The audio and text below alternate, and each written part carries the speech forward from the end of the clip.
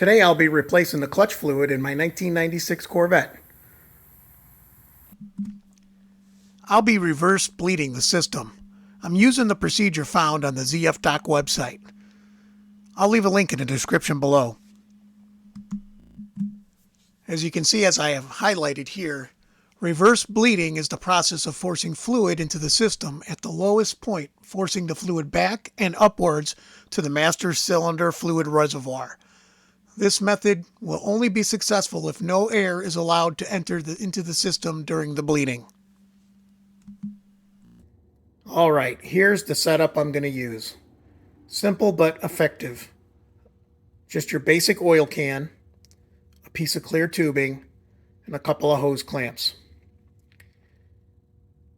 This type of oil can has a check valve in it, which is good because we don't want the fluid running back in after each pump. It'll introduce air into the system and will cause us problems.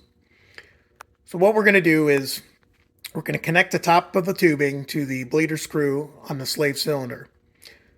But before we do that, we're going to pump up the fluid all the way up to the top, purging the air out as much as we can. Once it's right at the top, slip it over the screw, pump one more time, get the fluid oozing out the sides and overflowing. Then we'll clamp down over the screw.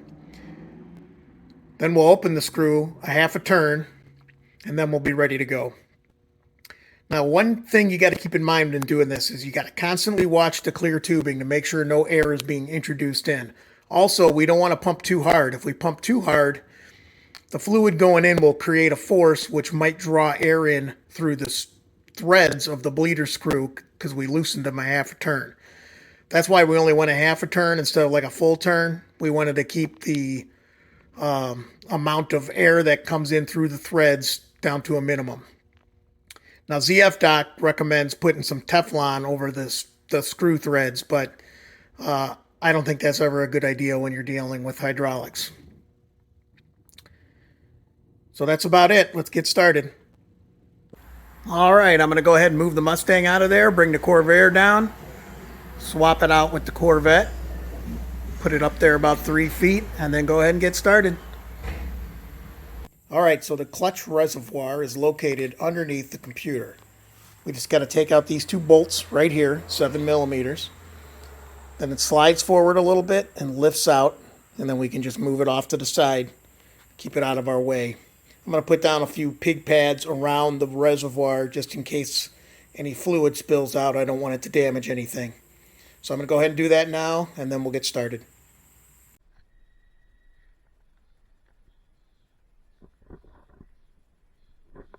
That's some dirty fluid in there. You can see why I'd want to change it. Okay, here it is connected. The air is purged out of the tubing, and I'm ready to start pumping.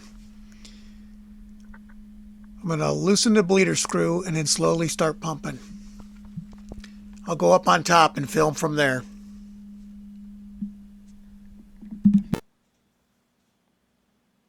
You can see on that first pump I got a little air out of the system. So this process took me about 20 minutes. I'm playing it at a faster speed, plus the end of the video got cut off a little bit because my phone fell and my hands were too covered in fluid to pick up my phone. I didn't want to get my phone messed up, so you can get the gist of what happened here. Pumped it a few times, went up top, sucked the fluid out, and repeated until I had clear fluid coming out at the end. I did have to stop once and close the bleeder screw so that I could fill up the can with more fluid.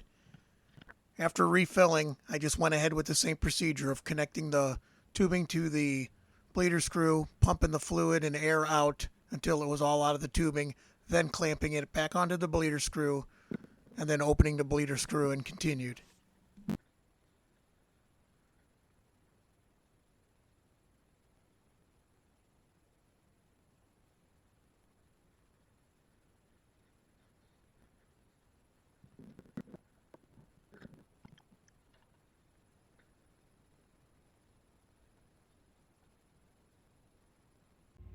Yeah, that was some pretty bad fluid in there. Looks pretty dirty, burned, whatever, but fluid like that can cause problems in the hydraulic system.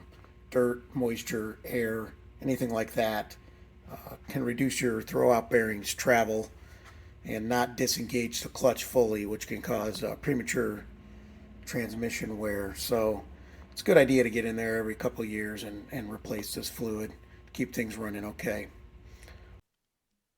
Well, that's it for this time. I'm very new to making videos like this. This is my first one. Hope it wasn't too bad. They'll get better, I promise. Like and subscribe. Bye.